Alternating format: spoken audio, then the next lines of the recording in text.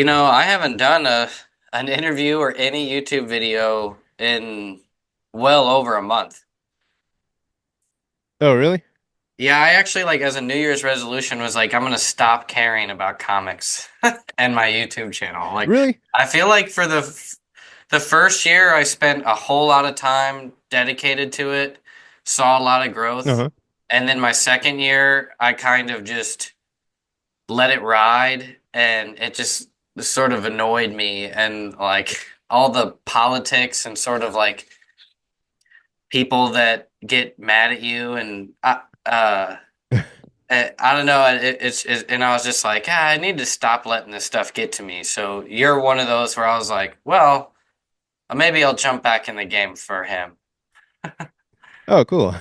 I'm glad I could assist with that, man. Yeah, I feel like I had the opposite of the opposite type of resolution for the year where I was just like, all right, I'm gonna try to do a YouTube video every single week and just try to put content out there. But I already got one video out, and that one took like a couple weeks to do because I was editing it and doing all that stuff. I But saw I, yeah. I assigned or signed myself up to your email list and I saw that you were like it got taken down. Was that the same video? Yeah, that's the same video. So it got taken down in its original form. That's the one that I put on the email list. So the current way it is now is just slightly edited, but that's the one that eventually made it to YouTube. What the what's the name of your YouTube channel again? Oh, ComiKen. Oh, yours is ComiKen, but you're also co-host of a podcast that's on YouTube, right? I used to do that podcast, but then we both got like super busy, and then we just let it fall by the wayside. Oh, okay. Well, no wonder I haven't seen any because I was gonna feel bad if I was like, yeah, I actually haven't watched any of your videos in a long time, but okay. Yeah, I'm actually way behind on kind of all like the especially indie comics in general. Mm. And I was gonna do like an update on me and sort of a take on the comics industry since Diamond collapsed. And Oh yeah. but I've been pushing that off until I got some more data. But I'll Right. give my insight a bit onto that later. But first, people are always complaining saying I talk too much. So I'm just gonna like let you be like fill us in on who you are, what you've done. Before you start, I will note that like the your artwork is great. Like Oh, reading you got it. this, Nice. uh, it's clear that you're like a professional. And the only thing I know about you is that you went to school for this. So Yeah. definitely fill us in on what it's like to go to school for comics. For sure, man. I went to the Kubert School for cartooning and graphic art. That's what they call it. That's the full title, the Joe Kubert School, and it was a crazy experience. It was 3 years of just rigorous uh, drawing, writing, pure comics training, except for that first year where we did animation as well. But all of it was just 100% focused on drawing and the craft of storytelling. And when I was looking for schools, I was like, this is what I want. Like, I only want to be focused on that. I don't want to be doing all this like science and like math or taking prerequisite classes for the thing that I actually want to do. And I'm just like, let me just go somewhere where it's just a 100% focus on art and storytelling, and that the Cooper School was it. And so that's where I was able to take all the skills that I learned and then channel it into making like the first issue of Air Rider.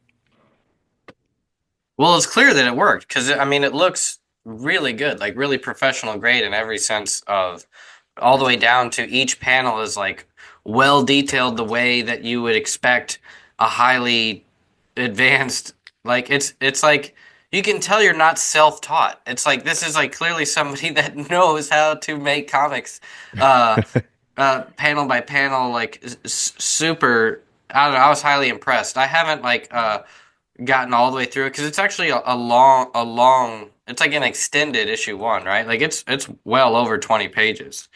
Or maybe that's with the Yeah. bonus material, but Right. It's 26 pages, the first chapter, and then there's an additional like little 8-page story that happens afterward.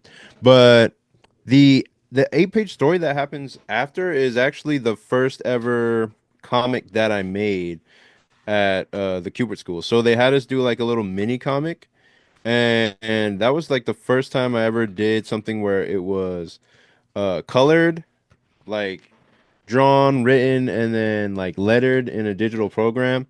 And it was hard. Like it was slave work because we were trying to do a whole book on top of all of our other assignments for school. And our teacher at the time was Erica Schultz, and she was the one pushing us to really push hard and make that book happen. And that was during the pandemic. How long did it take you to finish all of issue one?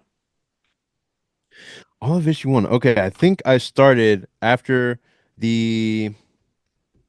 I think I might have started during the pandemic. So 2020, I started drawing the first yeah, the first pages of the issue, and then throughout that whole summer, while I was working some other job, I was like trying to get the pages all done. And then during school, when I was going to school that year or the following year, I was just coloring it so that I could finish it and then package it all together so I could print it out. And what I did, I used my COVID stimulus check, like the ones that they were giving out to everybody that year, and I printed out the first run of Air Rider, and then I started selling it to people at school. Nice. Straight hustle in person in the Kubert school or at a different school? No, at the Cooper School, yeah. How big is that school and where is it? Oh, it's not big at all, man. It's almost like it's smaller than a regular high school, and it's probably smaller than a kindergarten class. It's it's located in New Jersey. In we when we were going there, it was uh Dover, Dover, New Jersey. Okay. And now it's actually been relocated. Like they've relocated the building, and they've relocated the dorms for the students. So it's a completely different place now. I was gonna say, so like it's a full blown like accredited college, I'm assuming, and so you like stayed on Yeah. campus and you so that's like to me that sounds like a comic unto itself, like a story of basically 200 kids that go to a university just to make comics. So, and you're all living together in this like, you know, trying to think X-Men style mansion or whatever, and it's just like Yeah. all kicking it and then being like, that sounds like a lot of fun. Like if I could redo school over again and just specialize in something, uh, that sounds like it'd be really cool. Yeah, it was a lot of fun, and that's basically what I was paying for. Was the opportunity to have other like-minded creators around me and have that ability to discuss and talk with like comics with them. And we also played Smash, like the Smash Ultimate, the video game that came out, Yeah, and okay. Spider-Man, and yeah, there was a whole bunch of like chicanery and debauchery going on as well. Did So. you have a graduating class to where you know people that have gone on to get like go straight from Kubert into like sort of mainstream comics work, or is everybody kind of like you where it's like they are just releasing their own creator owned comics, just starting the same as everybody else whether they went to school or not? Or did it really have like a tangible benefit to where you're Mm. like, man, three people went straight to the top because they're just the pros of the class? I'll start with me for first. Like the Cubert school gave me the ability to like put things together and to know what to do to make things have a professional like look to it. Most of that I was self-taught, so it was like I learned a lot before going to the school to get to the point where I could put out something like Air Rider. And Okay. then in my class, like in my graduating year, there's really only a few that I know who are actually pursuing it full time. Um, there's one guy I know. His name is Zach Marois, and he does a book called Voyage.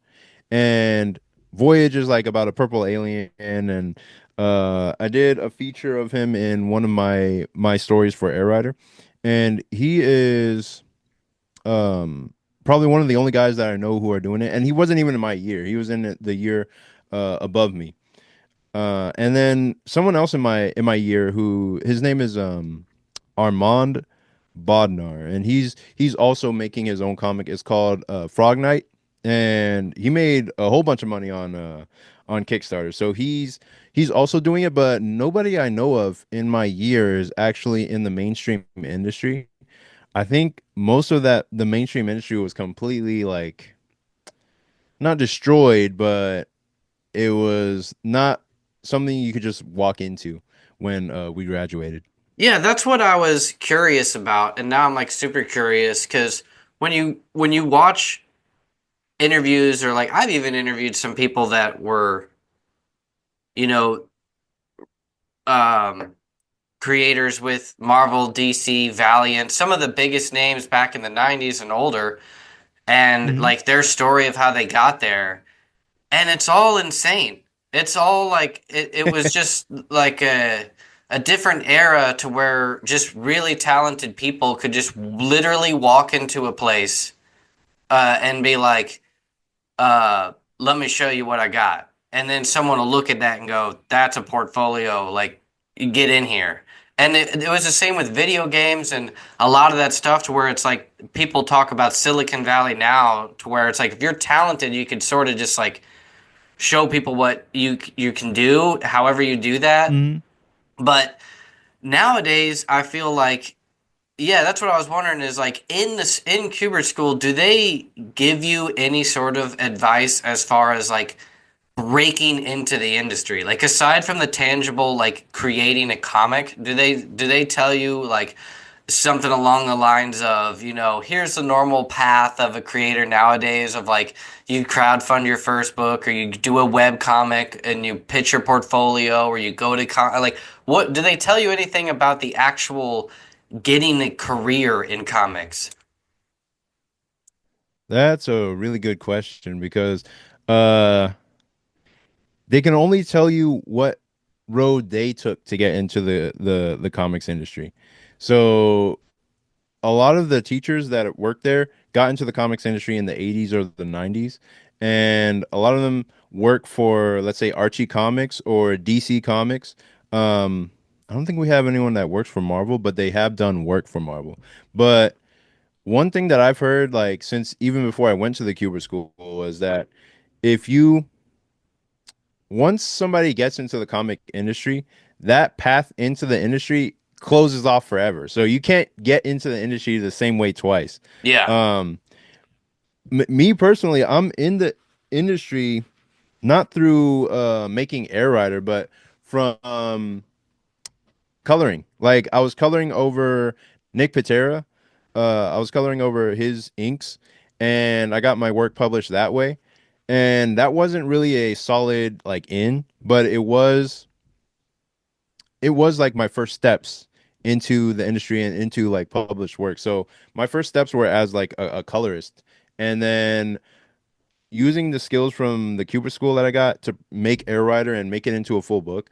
Other people have recognized that, and now they're commissioning me to make an actual graphic novel. So I'm working on that right now. I'm in the beginning stages of it. I was gonna say like with Air Rider, yeah, like you could easily use that as your portfolio to get work with almost any publisher, I feel like, despite the fact that they're all falling apart. But Yeah. regardless of like building an audience for Air Rider, or even for yourself as a creator, it's like that is a great portfolio to where if if someone would ask like how good is Ken, I could just be like, well, here's what he's done, and then it's like he wrote and Mhm. he did all this. It's like yeah, 100%. To me, this is phenomenal because it's just really hard to do, and like to do it all on your own. So now you now have every aspect that everybody would want in the game. You can color, you can write, you can illustrate, Right. inks, pencils, everything about it, even the design work. You printed this as well. So the covers, the actual layout and design, all that. So all those are great skills to have. Um, the downside is just that Right. comics are so tough to actually just like make a living. It's like having a skill set in HVAC is like everybody needs their HVAC done and they'll pay you $300 to show up to their house. With comics, it's like, well, not everybody needs Right. comics and they're not going to give you $300 a page um, unless you already are a name talent, um, Right. regardless of what talent you really have. So it's like you have to just stay in the game for a long time, I feel like, to really. Uh, to push through and have the credibility that it takes to just be full time a comic creator, no matter what it is, even if it's um, but a colorist or all of the Right. above, full stack or whatever they say. Yeah, you got to Yeah. be in the game for like 10 years to really play with the Mhm. major players, and you just have to pay your dues. Is the only way I know of. Right. Yeah. And I appreciate everything you said about Air Rider. Like, I'll look at Air Rider, I'm like, I could have done that better, or oh man, that doesn't look that good, or I'll look back at it and be like, I'm gonna do it again and make it better next time. But no, I appreciate that because we're always our own worst critic on things like that. Um, and the Kubert School is what they do is like they'll teach you every single skill that you need to know, like every individual skill.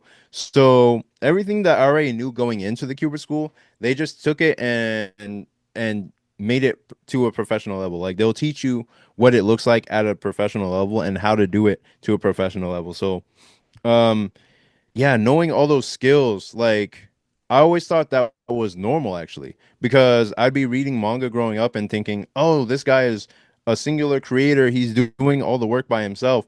But I didn't know they had like assistants and all that stuff back then.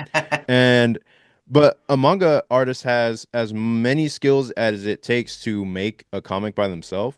And the reason I chose to do web comics, like what Air Rider is because they're also doing everything by themselves, like full stack, like you said. They're doing the writing, the lettering, the coloring, the inks, the pencils, all of that stuff. And I'm like, okay, that's the ultimate to me. In my head, that's like the ultimate. It's like you have all those skills and all that stuff. But then the money making aspect, it's like, oh man, like just trying to market it, it took me a whole year just to figure out how marketing works and what to do. And then I even read your book. I was just like, Indie Comics Empire, that's gonna have all the answers for me. And Sorry. even even reading your book, I'm like, oh, it's still gonna be work. Like I'm still gonna have to post at appropriate times and try to sell something. And then doing that on top of all the work that it takes to make the comic. Like if I'm the only one drawing, writing, and coloring, that takes like mental energy to do, and then a lot of physical labor to do. Like whereas if you split it between at least two people, where one guy is writing, at least they have the writing mind to work on that, and then the artist can just focus 100% on the art. Whereas if you're a cartoonist, you have to be kind of like the Garfield guy or the Peanuts guy, where you're drawing all of it yourself and you're making things like you kind of have to pare things down and make things simplified so you can put it out in a timely manner. And even with Air Rider, I haven't put it out in like a timely manner. It's just like up and down. My schedule goes like can get either busy or I'm just like, okay, now I have time to draw or I have to market, and all that just takes so much time. And unfortunately, that's the hard lesson of not it's not just comics. It's like um but definitely like all of entertainment. One of the things I didn't like really talk about in my book that you Hmm. reminded me that I uh want to mention is that yeah, it's to do all of this yourself is you cannot do it in like you would have to be 100% full time already to do all this on your own. And it's like a catch 22. Like in order to have the time to do everything professionally, you will not be able to make the money to do it professionally. And it's like and it's a front run thing. Like you have to invest a year to like do something, and then to get through a publisher, you're looking at another year before things are like released and you actually start to earn income from them. So you're looking at a 2 year Right. gap of like investing time and money into a thing before you ever start to receive a return. So it's like Yeah. to get ahead, you have to work while doing this, which means it takes longer. And until you finally start to hit a break to where like you release issue one and you see a demand, and then you can maybe start to consider like, can I start to put more time into it?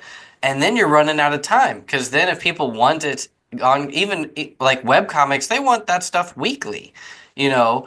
And even Yep. if it's just 2 pages, you're now looking at real work, and not enough Yep. income to maintain the amount of time you're working into it. So you're just, all of us are just working a whole lot.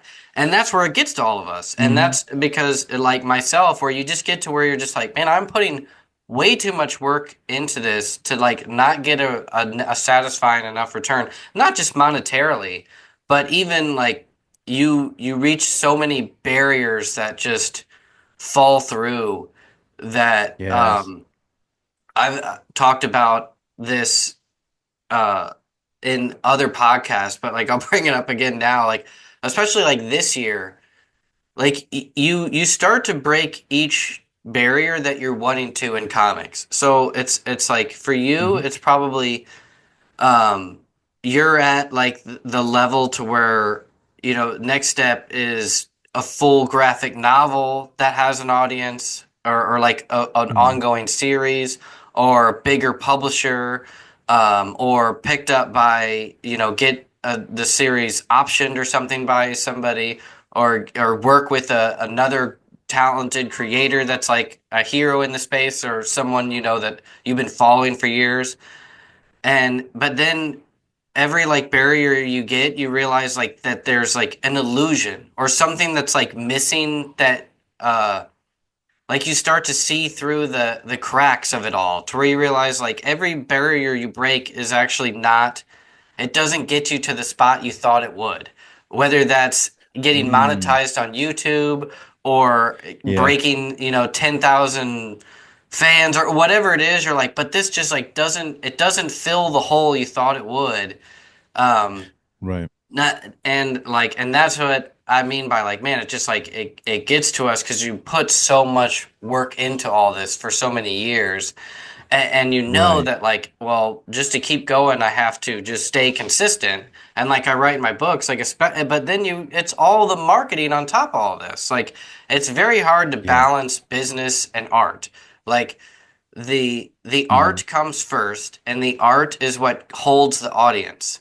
But there are factors in this world that work against that, and it's not always like Right.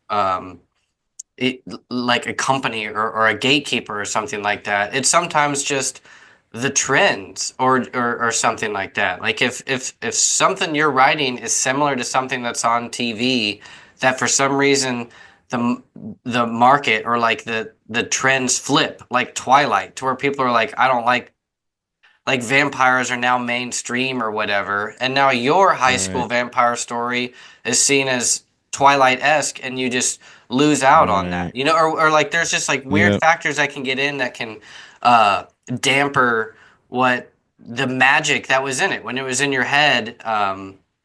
But I'm talking too much, so fill me in on like where are you at in the world, like located? Like so you went to school in Kubert in New Jersey. Are you from New England? Are you from the US? Like just what's the background on Yeah. your life? Well, I kind of wanted to like go off the point that you just made about like all that other stuff that you were talking about with like the illusion of the barriers in comics and whatnot. But just really quick, I'm from Texas and I'm based in Texas. Okay. So I'm from Austin and I'm based in that general area. But just to go off of what you were saying before, like I think those those barriers, you like you said, are an illusion where it doesn't get you to where you think it's going to get you. Um, but I think it goes back to that point where you were saying that it just takes that time that you put in and those the dues that you put in over that course of years, where if you're just consistently putting out more and more stuff, eventually you have that like that breaking point where that watershed moment where it's like, okay, now you can continue to work harder to keep your spot or maintain Yes, your spot, but at least you're making enough to sustain yourself. And um, I think that spot is like uh, it's not just important. And I'm trying to think. Oh, it's you only need to win in comics like once. Like true. you only have Yeah. to have one major win where if you have a Walking Dead type series, just write it out. Write as much of that as you possibly can, as people can stomach, and then you're just set. But then some people just get two breaks in their life. He not only had The Walking Dead, but he had Invincible, and it's like you struck lightning twice. That's crazy. Um, but in comics, like I think you only need to win once. Um, Yeah, I could and agree with that for then sure. You yeah, need one yeah. breakthrough hit, and then you're golden. Right. And actually a lot of what got me into like your stuff came from that interview you had with Coffee Comics where you were just talking about like this is insanely hard. Like even if you were to get published, like you'd have to sell a certain amount to even break even, and then to make a living, you'd have to sell over what the public like you everything you were saying would scare off any normal person, any rational, normal, healthy person who's sane would be like, "Oh, I'm just gonna get a McDonald's job and get paid more." But no, I think there's just something about comic creators in specific that is like, I want to put this out into the world, and I'm gonna gamble everything on the fact that this might work. So that's basically the reason why I continue to create because I'm like I know my vision and I know it's so powerful that it's gonna change the world or something, or it's Oh like yeah. I have no other choice but to put it out there in some way. So like I have no other choice but to continue See, making comics. that's why you should stay in. Do you know the author Charles Bukowski? Um, Yeah. like he has that quote that I forget exactly what it is, but he's basically saying, "Don't do this unless you would rather die, or like only become a writer or an artist if that is if that's the only thing you can do like that it's like built into you like you don't care if you win or fail like you're just doing it because you internally have to let it out. It's a catharsis all the time. And that's Yeah. basically I not meaning to discourage everybody. Yeah, we go through hard times, Mhm. ups and downs, or whatever. But yes, the glory on the other side is when you have a win, it's all worth it. Like, and when you, and that win can be as simple as just like getting it all out on paper and like seeing it out there and just even Right. just going to one comic convention and like giving that to somebody and then being like, this is awesome. Like, and then even further down the line when it comes to like actually having a hit like I had one decent hit that I like can arguably like Yeah. it's not invincible but like it was enough to where it was like I have real fans. It was really good. I had a lot of built credibility from it to where it was like I probably should have done just like rode that out, but I just didn't expect that to Mm. happen. And I didn't know what I know today about the industry, about how hard it actually is to continuously make money and things. I Mm. actually thought that that was the norm whenever I had the hit. Like, oh, yeah, this is great. Like, everybody loves it, everybody reads it. It wasn't until I started to get like, the haters on my second series where I really started to realize, like, oh, Dang. yeah, it's actually like there's a lot of people that take this whole everything very seriously.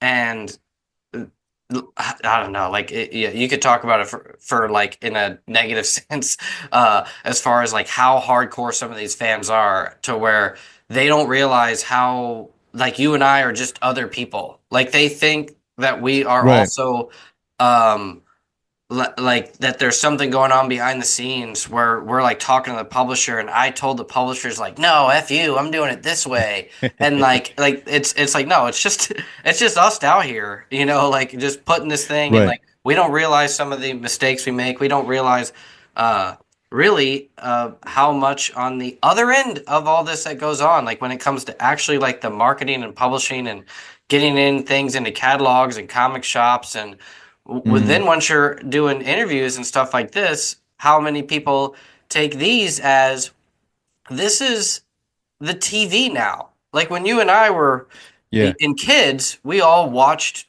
TV or whatever. Now everybody's on YouTube and they go to their niche. If kids are into comics, they watch comics YouTube. You know, so we're like the Right. TV channels, and we forget that it may seem like we're just kind of a podcast into the void, but to the people that actually watch this Right. stuff, we are like they're part of their lives in a sense. And Right.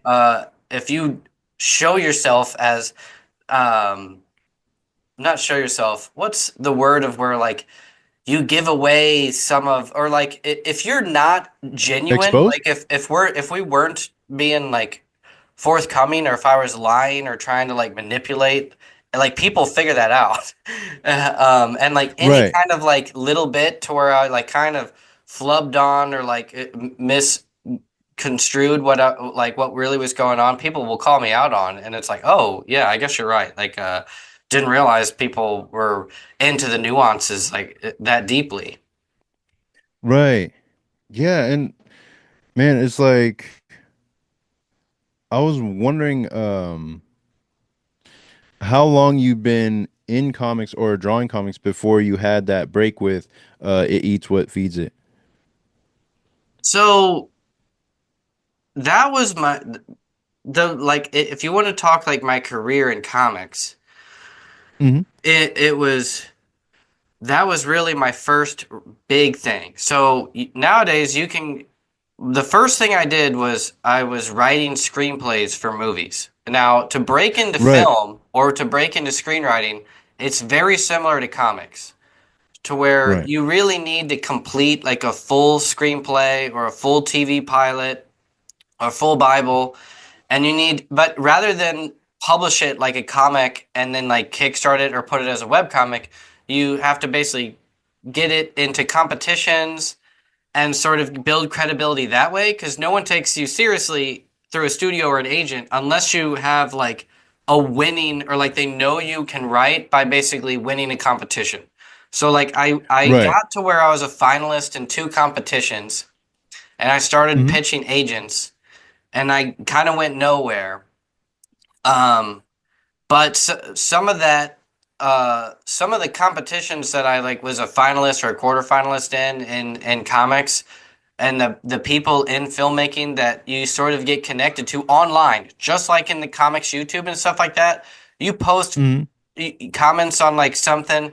I sort of like became a part of this community to where somebody mentioned something along the lines of, the comic industry is actually a big place for writers to actually fast track their careers as screenwriters. It was basically like people Hmm. that were screenwriters were making um the way it was described to me is it's the same as like your full-time job. Okay, actually I want to back up and I want to go in. I want to make something clear that like I didn't know whenever I started this.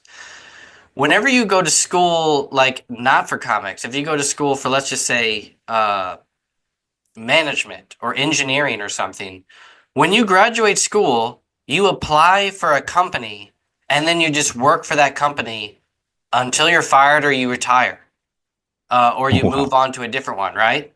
When Hmm. you're going into entertainment, whether that's comics or movies, you don't just very rarely, there's like very few roles in the field. You don't just like become a comic creator and then just work for a company and create comics. Like there's no company that just hires comic creators. They hire specific Right. roles for a specific project.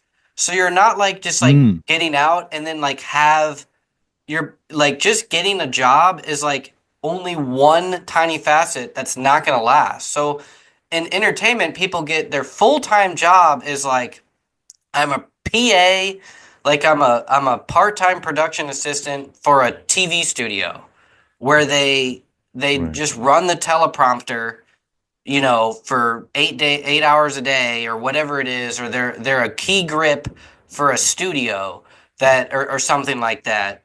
And then they take on specific roles for specific projects that are like with a production company. So they're basically everybody in this game is a freelancer, even if they're professionals. Very few are just like full time, like I work for the Warner TV studio. That's why those are such coveted jobs. To be like the audio visual coordinator at Disney, even if it's just like one of their literally thousands of jobs, like there's probably a million people trying to get that job who all went to school Right. to do either comics like you did or screenwriting or film directing because creative artists like this is the dream and then you don't realize like once you're out in it, so point being is like there's not just like a full-time like I work for a company and I move up. It's not as simple as that Yeah. with movies and comics. It's more like you get a job as a colorist for one series with one guy that you like found. That's why they say you need to network.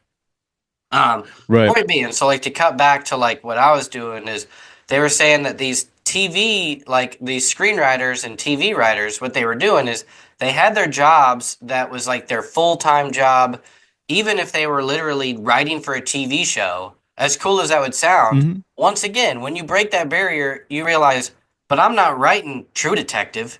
What Right. I'm doing is I'm writing like some corporate slop, but like it's not something you want to Right. do. You're with six other writers and you're doing whatever. So the creative things that they were trying to do, they would have their day job and then they would write comics as like their way to get to build their own audience as their own like artist as themselves.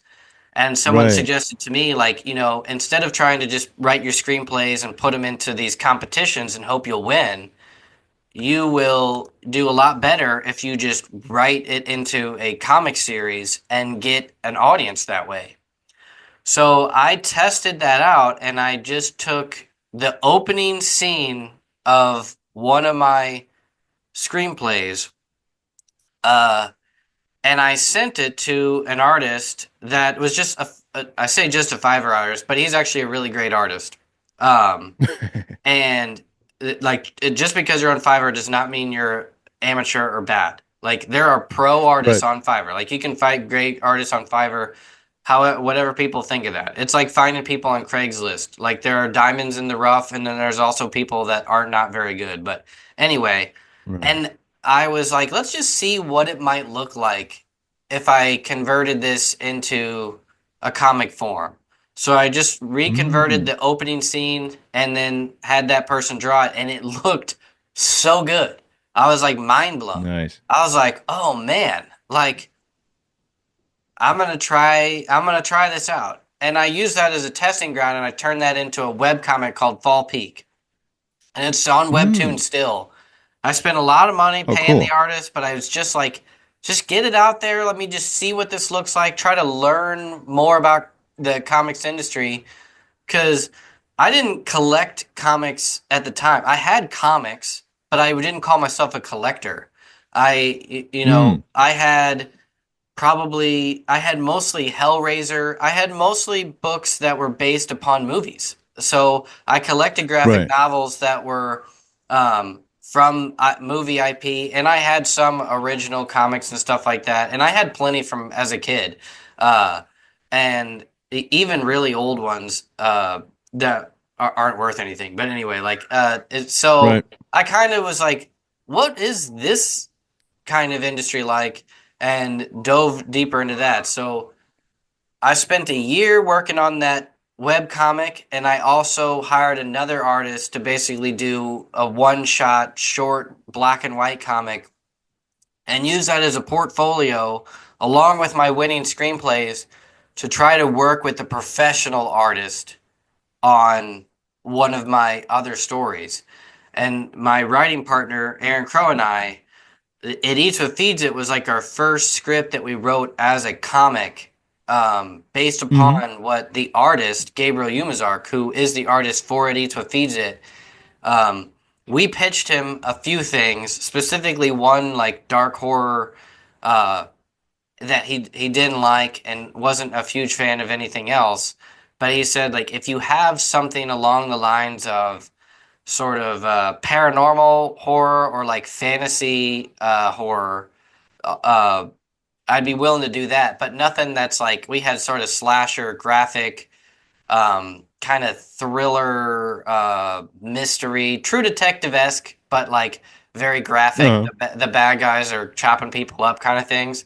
And he was like, I don't want to do anything like right. that. Like, let's do something that's more like ghosts or like, you know. Yeah. Um, and so we wrote It Eats What Feeds It. And he was super on board with that one. So that's the one that we did. And that happened to just like everyone that read it, everybody that saw it was like, this is gonna be good. Like especially like with his Nice. artwork. So we very quickly got traction with a publisher, and um, not to dwell too much on like my career, but like it was really our first real thing. But I had been writing for years before that, and had Right. a proven track record through screenplay competitions of like and you can get professional grade feedback. That's why I do that for people nowadays. Like I got Mm. I you spend literally like $100 to $200 to submit and get feedback if you submit to a writing competition like a screenplay, just for someone Right. to send you a page back that basically says like it's a 6.5 out of 10. This is all right. Here's my take on the log line, and kind of like rewrite your synopsis, and then basically just say how they felt about it. And they don't give you much like Right. tangible, like real advice as to how to change it or anything like that. For people to do that, you have to pay somebody like a lot because they're basically Right. like consultants to screenwriters, and because just like to have a hit in comics, like to have one screenplay sell, that's the whole genius of this career. Is like if you just sell Hmm. one screenplay, it makes up for like 6 years of nothing, you know. Uh, Right. especially if you have one screenplay like get produced, like then you're done. You know, you get one screenplay that's produced as a $40 million movie, and you get even just 2% of that. You're like, oh, okay.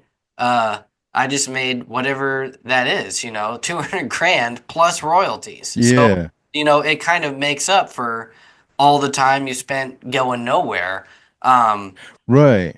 But Actually, anyway, you go ahead. I was gonna I was gonna say on that point of like having a hit movie, um there was one movie critic I was listening to that said like if you hit a certain point in your career, like let's say Christopher Nolan, you get a do whatever the fuck you want card, where if you have a hit movie, uh, Hollywood just gives you a license to do whatever the fuck you want, like Yeah, make a um what's that word that movie, the one with the bomb, Oppenheimer, yeah. or like you can make anything. So he made the Batman movies, everyone loves them, and it continues to sell to this day. So he can make whatever he wants now.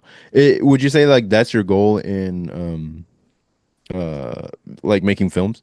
Uh, yeah. I mean,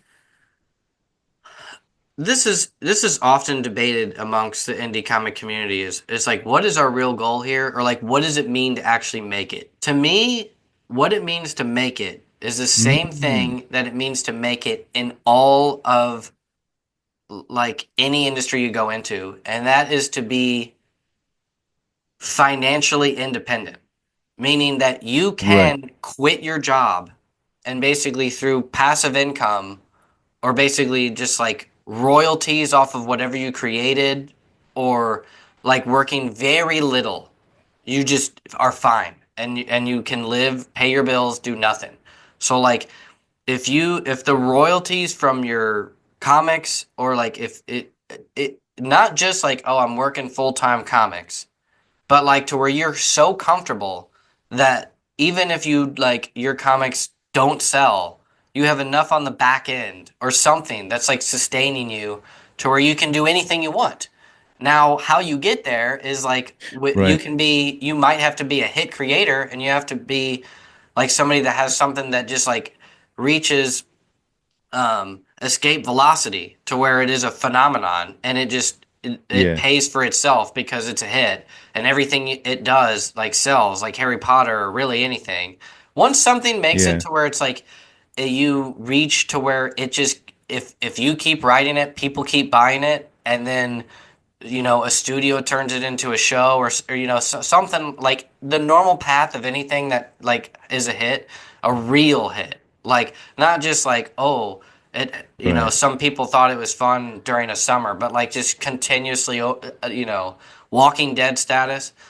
That will make you Right. self-sustaining. Because, like you said, now you can do whatever you want, and you don't even have to do a second book. You can just let that ride, and you don't even have to write for it. You can hire other people to write for your IP, and you still get royalties because you're the creator of those Yeah. characters. So, like, that's one way, but it could also be other ways. And even if it's just like if um, your main job is something else that allows you to be self-sustaining. So if you have a job outside of the entertainment industry that requires very little work, that basically pays your bills so that you can then just create the comics you want. And there's a lot of Mhm. ways to do that. A lot of people just, if you look at a lot of the professional comic creators, Sean Gordon Murphy, I think, has talked about this. Like, he owns real estate. Like, he has other things going Oh on, yeah. like that pay his bills to where he doesn't have to worry about his life finances. Like his comic creations don't have to ruin his life if they don't work, or whatever. Right. Like so, like to me, that's the ultimate goal. That doesn't mean that that's where you need to get to be professional or to make it or whatever. But that would be Right. like that's where we should all try to achieve for is because we just want the time to do whatever we want. We don't want to be at the will of a Yeah. studio or at like, forced to like create for my audience, like whatever they say that they said they Right. want more of this. I want to do what I want. If I want to stop making comics and I want to go just paint at go travel doing I don't know, go to different film festivals or music festivals and just like sell Mhm. comics there or like there's all kinds of stuff where it's like if you had the freedom to just kick it, and like that's what we all want to get to where you're just like Yeah. just doing whatever you want and not financially independent is my point. Yeah. No, I feel like anyone who has that mindset is willing to go through the hell it takes to actually achieve that. Because just like you, I have that mindset too, where I'm just like, I want to get to that point of financial freedom where I'm just not, I don't have to do anything and I can draw whatever I want or paint if I want. And comics is the means to get to a point where I can have the optionality to do it if I want to. And basically looking at all the other successes, like all the books that I love, those are the things that make me keep going because it's like, okay, this exists. Somehow this exists. Somebody created this. And this is so amazing that I have to also I have to suffer whatever they suffered to bring this into existence. And and I'm willing to go through that no matter what. And then another thing about like the illusion of succeeding in like comics is when before I got into the industry, I thought the whole comics industry was like it was run on clockwork. Like it was just, oh, you get your pages done, you submit it, and then they pay you, and it's easy, and that's it.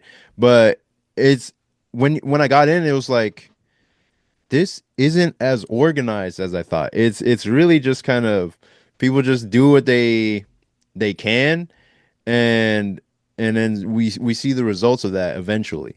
It's not as cut and dry as I thought. I thought it was every month you put out a comic and it would just be like, all right, that's it. It's you got the comic, but it's way different. It's like more complicated than that, and then people aren't on time with some things, and you need to get some help to do other things. It's completely different, and then all the successes I'm looking at, I just have major survivorship bias. I'm looking at all the things that actually worked, and I know the longer I go into like making comics, the more people that I'll see who used to be peers, they'll probably just like drop off or fall off because either they weren't as deep into it as I was, or um just like it could be some complete like financial thing wipes them off the map, or like maybe a medical bill or some like financial, or like a natural disaster or something that just halts their career and they can't continue anymore. And I think that's one of those reasons why we might start to see more people drop off the the comic making bandwagon in indie comics. For sure. That's the unspoken about thing, really, is don't want to get into like politics, but the underlying Hmm. like truth of all of us is even those of us that are like somewhat successful in just life, I guess, we're like one medical emergency away from complete upheaval. It Mm, does not take much to really like change your life in the sense that uh you you know, for example, like with me, you, one kid gets sick or like can't go to school. Now you have to change your life to where you're like at home with them, you know, and now right. all a lot of your free time, or that, you know, if both, you know, if especially if you're a single parent, like you're totally screwed. Like you're Mm, basically your life is now all of your free time is like spent with this person that's sick, whether that's your kids or your parents or even like a close friend or something, because you're just having to take care of them. So like the free time you used to right. have to make comics or work a second job to do whatever your dream is like cut short because you got screwed due to illness or Right. like you said, a natural disaster or something. And a lot of times Right. when we're young, you that's kind of how you succeed is you have to sacrifice your time now, I guess, for the future. Your youth. Yeah, your youth. But if Mm, you sacrifice your time and then get screwed, you're almost like double screwed. And that's the risk you take. yeah. And there's the first thing that people cut, whether you're a reader and you get screwed, is now you're not going to buy comics because you don't have the time or the money to satisfy your hobby anymore. If you're a creator, you Right. now no longer have the time or the money to invest into this side project that you've been doing. Um, Right. and you know, there's a lot of things that sideline you, and almost everybody in this world gets sidelined and screwed at some point. Sometimes it doesn't Mm. hit until you're like old, and then you're sick. Um, Right. some of us get it, you know, right away, you know, or whatever, and like you just kind of are Right. born constantly struggling, and then that's the people that you see truly succeed, to where they just are like they've always been grinding, and like they're getting Right. sidelined for them, they just power through it or they figured it out. But for those of us that were just like hunky dory, thinking they're doing everything fine, and then you get, I say sidelined, but just like blasted by something, um, Right. something that totally changes, like to where you can't do as much anymore, and that's it's mainly like sick Right. family members, and we all saw it with COVID and things like that. Mm. Sometimes it's the government just like locking you in or taking your job, or you get fired. Um, and sometimes that opens opportunities to where you're like, I actually didn't like that job, or I could start a new career, or go back to school. But if you're in the middle of a project, and even if you're years into this, like comics, that's why you see so many people fall off. Is it wasn't working that well to begin with, and then you get blasted, and now you're just like, well, comics are Right. out. Maybe I'll get back into this in the future. And so, like, even those of us that are doing fine and don't get blasted, you spend you spend 5 years doing this, and you like don't get as far as you wanted to, or even especially like if you're like 10 years in, at some point you just are like. Mm, I did it, you know, and I told all the stories I could, and they just didn't hit. They just didn't resonate with people. And I talked to a lot of people that are like that. Um, Right. Good news is sometimes it's like your stories weren't really that good. Not saying mine are. I'm just saying that like a lot of times like that you can spend a lot of time writing or doing art and just never get to the status that it takes to actually like Hmm. be a professional. And I don't know what to say to like that. It's like you can stay in the game and try to get better, uh, or just accept your fate, I Right. guess. And yeah, no shame in like people that walk Yeah. out of this industry, especially if indie comics. Yeah, because you'd have to be an insane person to continue trying to do this and make it work. It's like banging your head against the wall and expecting the wall to give.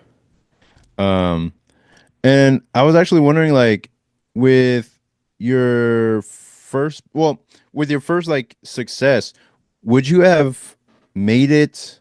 Like, would you have continued it longer if you knew it was going to be successful? Like, knowing its success, like, would you have continued it beyond the point where that you wrote it? Yeah, for sure. I'm um like we even wrote out a continuation of the series, and we had Hmm. basically a prequel to It Eats What Feeds It, which went into the for those that have read It Eats What Feeds It, and even if they have read it and kind of forgot what goes on, there's sort of a subplot in there that's just implied where the kid goes to this bar, and at that bar is where like uh he finds out like that's where he ends up like taking people from that bar to feed to this monster. Um, Mm. but we wrote a story that basically like showcases like that bar is at the center of kind of all magic and crime throughout the South, and or at least like Mm. the sort of New Orleans area. Um, Right. or just it's a pivotal like it's almost like think of it as if there's different mob bosses or a lot like did you ever watch Twin Peaks or Bates Motel, those shows, the TV No. shows, those shows are the kind of brilliance of them is they're just like small towns, um Hmm. and you're following just sort of normal high school drama mixed with sort of normal family drama, but the undertone is like there's an underbelly to the entire town that's evil. And it's like it's embedded in the cops, it's embedded in the schools, the education, like everybody that's Right. important throughout the elites is somehow involved in sort of the mob or criminal activities that are going on behind the scenes. Hmm. And we wrote a similar sort of thing in the It Eats What Feeds It universe, and we wrote that was like kind of what we thought of to be as like the major plot story, like, and that the It Eats What Feeds Hmm. It is just like a side story within this greater story. So we always wanted to tell a bigger one. The problem is people that get into comics suddenly realize is it takes a long time to make these things and you Mm. don't realize that you like uh basically your audience doesn't hit until like that book's already been like the production of that comic, it's been a year since we did that. And so in the meantime, Oh. while we started like we did production on a 3 issue series, put it out to publishers, waited for them to release it, and then in the meantime we were just like, well, that whether that's a hit or not, let's do another story because in case that hits, we can put out one the following year. So, you have a book that comes out Right. next year, you do production this year, and then that second book will come out the year after that. Rather than like, because if you wait until the book comes out and you're like, oh, people like it, let me continue it. Well, now you're looking at another year of production, and then it's like, okay, so volume Mm. two, and but we also didn't really think about it that way. Like we didn't think it might like really hit. We just thought it might like uh, whenever you start it, you don't always expect a publisher. I expected to crowdfund it. So I just was like going Right. about it as if I was going to crowdfund this book and then do another one if that was a success. But before, whenever we got the publisher and it did like start to have success, we were like, Uh-huh. well, let's continue production on another series that we really wanted to do, um, and Right. with the same artist. So you can't. So then once we had the success of Eats What Feeds It, we couldn't backtrack and be like, let's put Liquid Kill on hold. Instead, we were just like, well, let's just use that success. People will see the same creative team, and let's just filter them to the other side. Um, the Right. problem was is that the fan base of gothic romance is not at all the same fan base of hardcore, violent, weird, confusing anime-esque sci-fi horror. Like Right. so like the actual readers of It Eats and Feeds It did not really cross over to the fans of Liquid Kill. Wow. The fans of Liquid Mm. Kill came from audiences that were either A, just liked us as a creative team, Uh-huh. or B, were like into like 90s nostalgia anime. Like it was not people that were like that book was good, so this one must be. It was there was some of that, but Wow. just it did not like transfer to where people were like this is like a lot of people read Liquid Kill and had no idea that we were the same creators that Eats and Feeds It. Because in the grand scheme of like the direct market, like uh the people that are reading comics all the time, they are reading every Hmm. week and they do not dive that much into the weeds of who does everything except for like they're fans of like big stuff. And Right. so it was just like that was just like we were just another book and they're like this one doesn't even sound interesting. And they might even like see our names and it's like not registered. Like that was the same person who released like, oh, Hoven and Umazark. That was It Eats and Feeds It from a year and a half ago. Like that just didn't register, except for the Mm. people that are like a part of our subculture of readers and creators that are interviewing and always like looking at other independent creators what they're doing. Those people understood, but the Right. actual bulk broad readers of comics did not. It Uh-huh. it, it was a bit different of an audience. I forget why I was talking about that. We were just talking about like the like following up on making more it eats what feeds it. Oh yeah, But sorry. Yeah, like why I was didn't gonna I say, continue that one? yeah, right. And that like perfectly answered the question. And and one of the things is like I consider like it eats what feeds it like an actual professional work. Whereas a lot of indie comics, what I think has this kind of vibe where it's like it's cute or it's it's adorable that you made a comic and it's not taken seriously. Whereas with your books, like people like a lot of the negative comments that you got from fans were I think like that's what I want for my books at least eventually, where they cared about it so much or they felt strongly enough to tell you what they really felt. Whereas with indie comics, it's mostly just compliments. Like, oh yeah, that's good, but then they don't actually buy the product.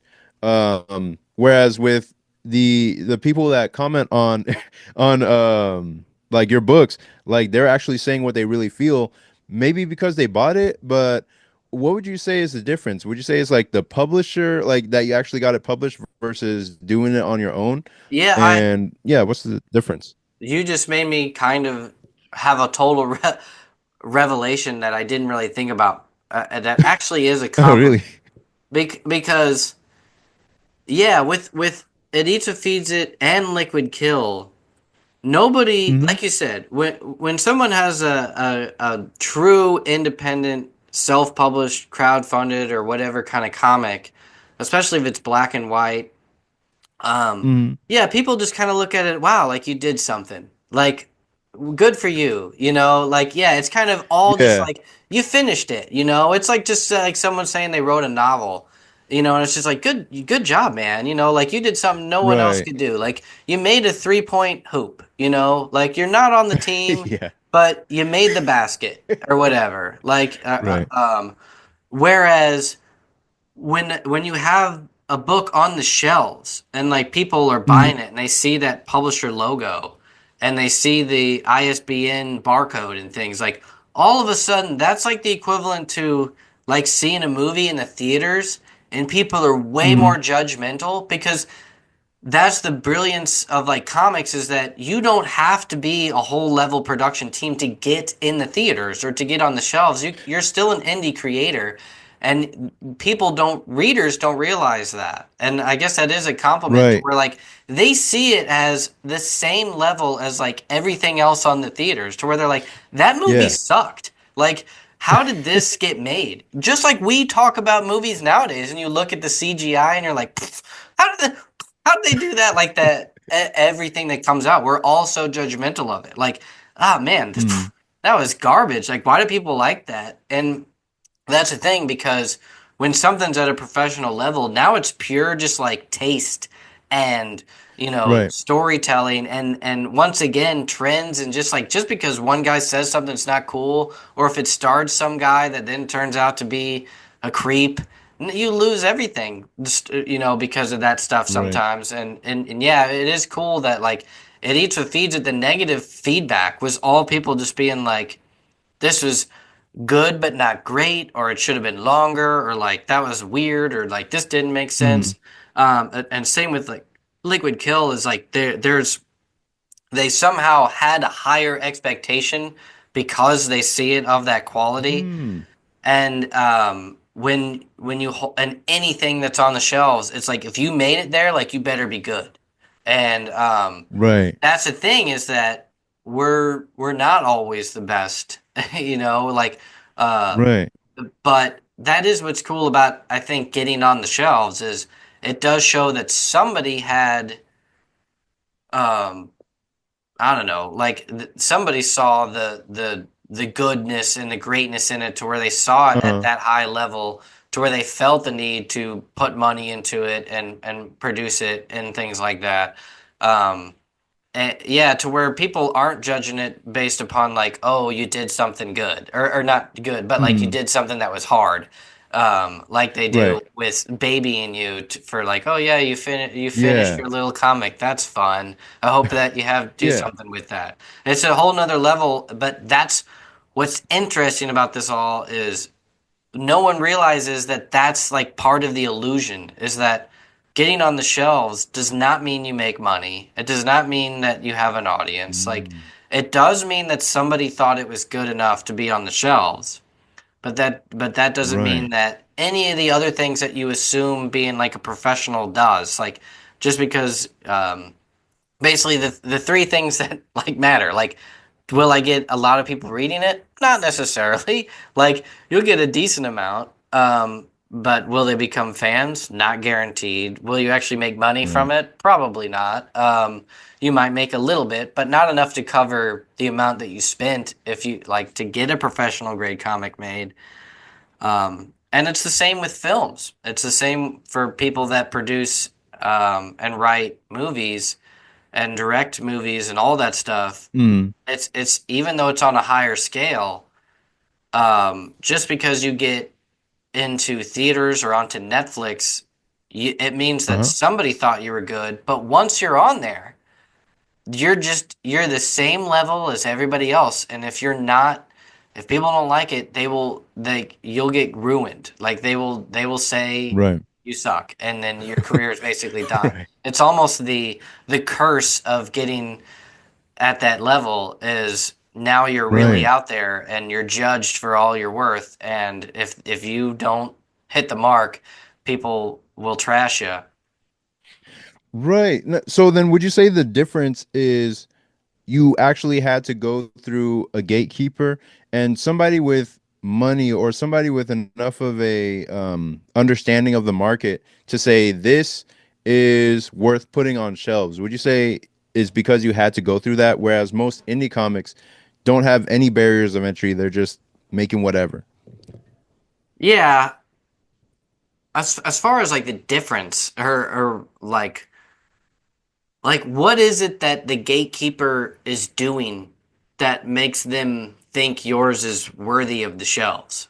Um, Mm. like you have to that's where the like business and art aspect and basically my whole book gets into it all.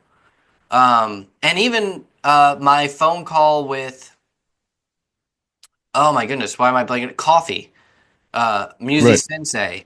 That's what I was Mm. talking about with him. Most of that phone call was like the gatekeepers see your story not as a story, they see it as IP. They assume the story Mm. is already good. Like they assume that you are already a professional at writing. Now, whatever you did to make them think that, sometimes it's like credibility of past work to where they're like, I know Right. this person can tell a story that hits all the beats. And there is a science to storytelling that like Right. what makes things sort of a hit. And then the gatekeeper, the publisher is actually thinking about like, okay, assuming this person knows the normal hit storytelling beats and can tell that and comics have their own beats too. They're not just movies. Like they follow the Right. same rise and fall. But then like I think that they just mainly see it the same. They just need to see like three things that it's the same with movies. You have to have a killer title, killer poster, killer trailer, and then someone familiar that's like a star or whatever. And like if you Right. have all those aspects, then the publisher then just needs to decide are all those factors fitting to our brand? So if their brand is Right. making a certain genre of a certain quality, if you hit all those barriers, like they will then consider you as a part of it. And I think that that's what the big uh, hang up between pure indie creators and those that get on the shelves is you do need to have some idea as to what the gatekeepers are looking for because they're the ones that they Mm. know how to make the money with the comics. Like they are Right. assuming that you already know how to tell the story that the audience wants. They're just trying to make sure Mm. that your story matches their audience, really, and that it meets Right. all the criteria it takes to get on the shelves. So they know the technical aspects. It's the same thing as like literally like, was your movie shot in 4K or whatever's needed? Is it a certain length? And that's where then all the things that they don't even have to think about this stuff because somebody that's in the game long enough, that's why they're always using creators that have done all this before because all the technical specs that they need to get something on the shelves at a professional grade, literally like the layout and design and everything or whatever, like with a comic book, like all that has to be met. They need to know that you can meet all those standards. And Right. I think that when you're pure indie, you're not thinking about the professional grade standards and like it's harder to like you're just Mm. thinking about the story and even just one aspect. You're just like trying to tell one part of the story. And I see a lot of indie creators, they don't even finish writing a full arc. They basically are like, here's my full arc kind of broadly, and here's my issue one script. Now what publisher should I pitch to Image or should I pitch to Dark Horse? And it's like, you're way too early to be figuring that out, man. Like Right. those people already are dealing with professionals, like people that already have books on the shelves with Image and Dark Horse. Like, and those writers are struggling, not necessarily struggling, but like those are the ones that are fighting for them to Mm. get their next book on the shelves with the same publisher. And there's only a certain amount of books released per month per publisher. Like you think Right. your one chapter of an arc with no artist attached is going to change their minds? Like there's no story or a log line you could pitch that is going to wave them. Even if you totally wow them to where you're like, it's just purely pigs ripping out eyeballs or whatever, and you're just like, what? That sounds weird. You're like, but you need to prove that you can create that thing. Like you need a Mm. short film. You need something that proves you have the technical specs to create a professional grade book. You have a Right. degree from the Kubert School and a finished product that looks like what goes on the shelves. You meet all those specs. You can now pitch your story to the publishers with your own art and story, and it can be whatever Mhm. you want. But someone that's brand new with very little to show for their talents other than maybe a portfolio, that it's like you shouldn't even be trying to think that far ahead. You Right. need to learn from your mistakes of trying to create something. And I did that with my webcomic Fall Peak. Before I Nice. even and I worked with an artist who had already worked on professional grade comics like Boom Studios, and others. So it was like the publishers knew, well, I'm working with an artist who's done this before, and I'm working with writers Right. who have a proven track record with, winning screenplays, and they do have a webcomic that has over 1,000 subscribers and 100,000 reads. Like it sort of reaches all the metrics needed. Now you have to then just tell the story right, and they assume that you already know how to do that. And that's where Right. the catch up is when you're on the shelves, suddenly everybody from the artist to the publisher to the reader realizes, oh, maybe he doesn't know how to tell a story as well Oh as man. like we thought. Or like maybe they can, but that's the thing is that's why we have movies that are 4 stars and books that are like 1 and 2 stars is it's actually really Right. hard to tell a great story. Like it's you can tell a great premise, you can have a great opening, you can have a great beginning and ending, but a terrible middle and like there's just Right. and you can actually have a great all of it, but just like not connect as well because you just slightly wrote your character too evil or like too Right.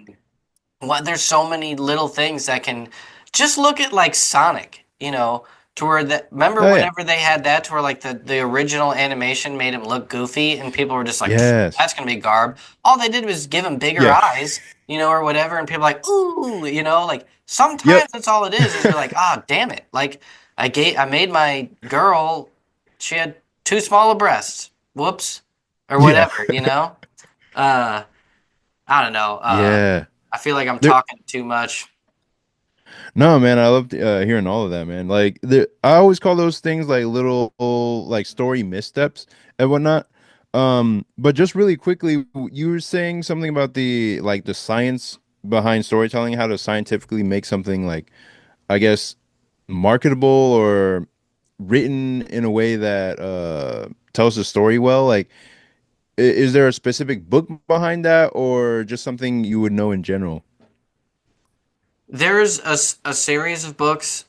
I'll end on this note because I need to be done by 9. But Oh, okay. uh, there is a great TED talk, and I think it's Hmm. called The Science of Story or the Biochemistry of Story or something like that. I actually have it as a footnote in my book Indie Comic Empire, where he talks about Mm. the that whenever you're watching or reading something, there's certain things that release like endorphins in our bodies that make us feel a certain way. Uh-huh. There's certain ways and some of them release dopamine, which make us feel good. Like when you see someone get rich in a movie or read in a book. Or if Yeah. you see like someone like when you see or read somebody that like gets revenge, there's a chemical change in your body that happens that makes you feel good or scared or like um bad or like dread. Like there's like Mm. and he calls that the a chemical cocktail in the sense that there's literally like a cocktail mixture to where like if you tell a certain story you get like the certain endorphins released at a certain like level, like this one, then this one, then this one, and that there's Right. literally cocktails that like people like more than others, and that Whoa. and he has a book too that like dives further into it. I don't remember what it's called, but like Jesus Christ. that's but I realized like oh my goodness, like what we are doing when we are watching and reading is we're literally on drugs. Like the same things Yeah. that happen when you do drugs, you get high or do cocaine, as I reference in my book, are the exact same things that happen when you watch and read other people experiencing those emotions. And it's not just Yeah. like it's not an exact mirroring. It's not just like, oh, I watched them be happy, now I'm happy. It's like an actual like step-by-step process of certain things that make you that are told in a certain format. And I kind of Right. copy that, and then if you read other books, like even just the Anatomy of Story is probably my favorite. It's by called, I Mm. think, John Truby. Yeah.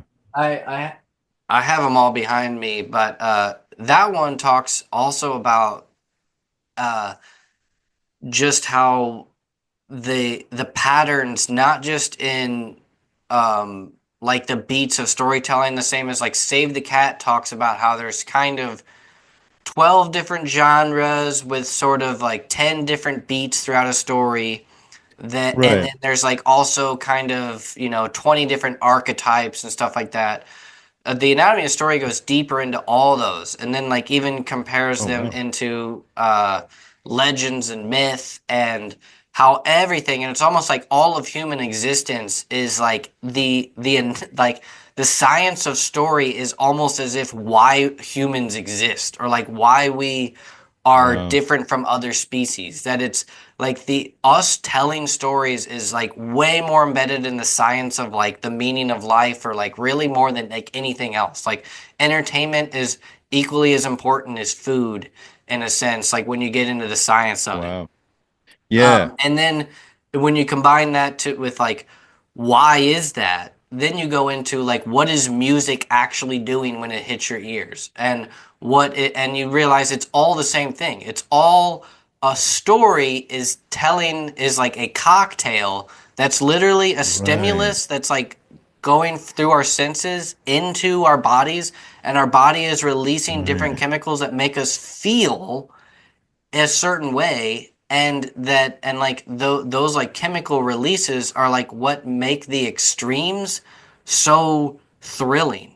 Like that's why you like Right. roller coasters, is because it's like you're at an extreme state of like Wow. fear or like whatever. Like stories Hmm. put you into this like what, I don't know, like, or whatever.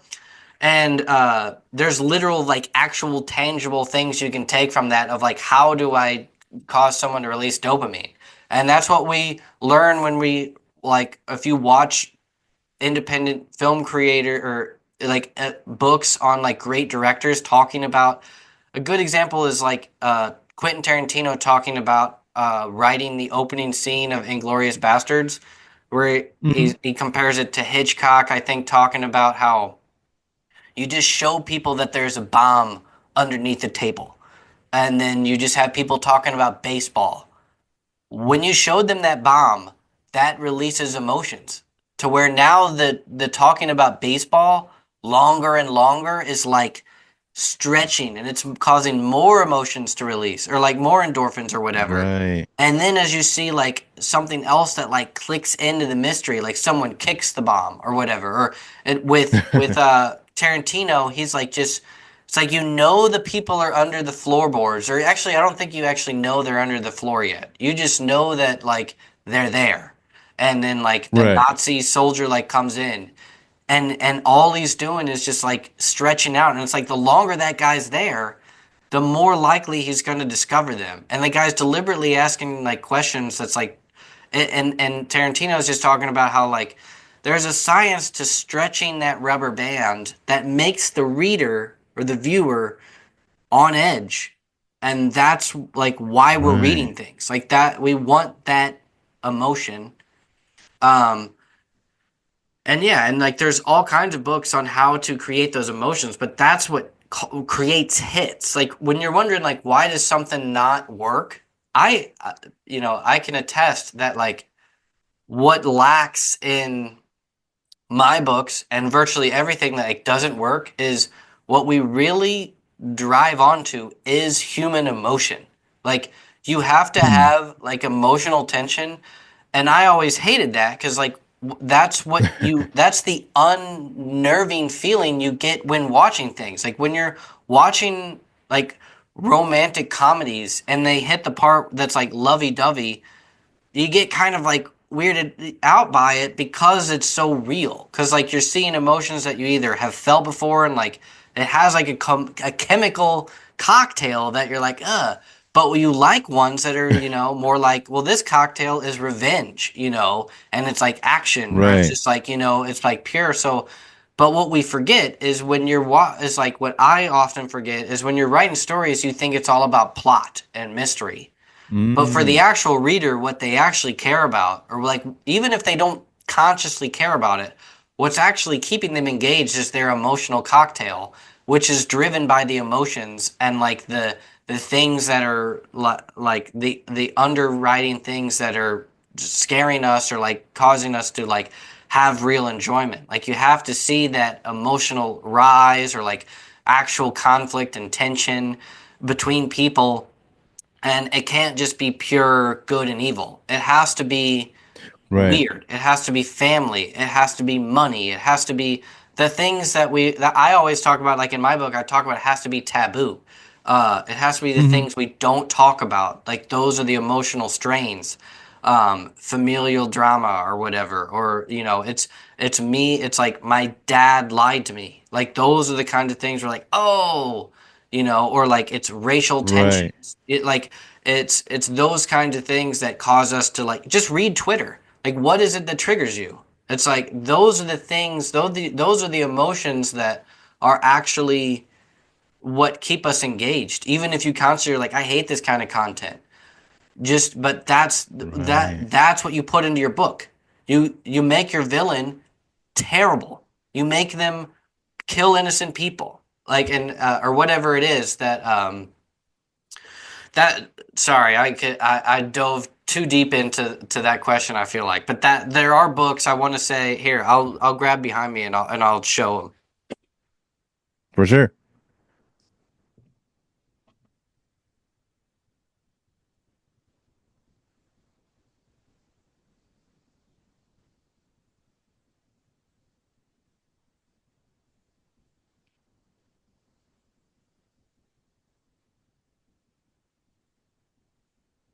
Sorry, I have a lot more, but these are the ones that I feel like these are the ones that really got me into it all. This one's by Joe Esterhaz. He's the guy who wrote Basic Instinct. He wrote a lot of other stuff too, Oh. but he wrote a great book about the screenwriting industry. It's called The Screenwriter as God. This one is called The Writer's Nice. Journey. This is one that goes a lot deep into like mythic Mm. and like ancient stories and the structure of like this one goes into like how stories have been so deeply a part of all of our lives for so long that they're like quite possibly the most important thing in the world. I mean, why do we continue to care so much Wow. about the biblical stories, Um, Right. Save the Cat is like a classic for any screenwriter. I feel like they even Yeah. teach it in school. They also now write them or like they're it's not just for screenwriters. It follows. Yeah, yeah. Uh, a Yeah. good one. I had the same one that he did a part two that goes to the movies. This Oh, is that cool. one I was talking about Tarantino cinema speculation where it's Mm. uh, it way more in the realm of like film, but a Right. definite one. Obviously, anybody that gets into trying to make comic books, this is just the classic, The Art of Comic Book Writing, Oh, that they really? teach Okay. in. I don't know if they do it in Kubert schools, but I know that the Art Institute of like Chicago or one of those like art institutes, they use this book as a reference for like Nice. freshmen or something like that. And then this is another like Nice. Hitchcock where they like it's another famous filmmaker talking about Hitchcock's films and kind of like breaking down scene by scene like what makes these things like just so good. A definitive study of Alfred Nice. Hitchcock by Francois Truffaut. I got dang it. I don't have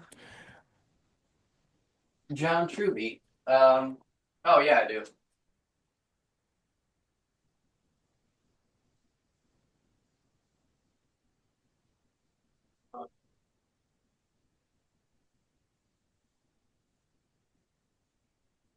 Sorry, I'll go through a few more real Nice. fast. Uh, No, it's all good. the Actually, just one screenwriter's thing I want handbook to say really for quick. horror. This is the main one I was talking about. This one, look at how many. I have like a bookmark on like every single chapter. It's just called The Oh wow. Anatomy of Story by John Truby. Right. Yeah, I've heard of that one. One thing I want to say really quick on Save the Cat was I like how he described that like a movie is kind of like a Swiss time watch, like a Swiss clock of how of what to do and when in the story. Oh yeah, yeah. For those that don't know, when it comes to tangible, like he literally says on page 12, this needs to happen. On page 1 to Right. 5, this needs to happen. On page 35 to whatever, this needs to happen. Your whole script needs between 90 and 110 pages, and there's like a science to why that is. And if you compare that to Right. other people, um, I'll make the final note. If for those that have Right. not watched or read this, it's like um, a must read amongst those in independent film, especially screenwriters. There was a recording that was turned into a transcript you can read between Steven Spielberg, George Lucas, and Lawrence Kasdan, who is the writer of Raiders of the Lost Ark and Indiana Right. Jones and the Temple of Doom. Have you read that or know what I'm Right. talking about? No, no, I haven't. It's a must read. Anybody, whether you're a fan of Indiana Jones or George Lucas or Steven Spielberg at all, it is like hands down like you're like when you're watching geniuses work.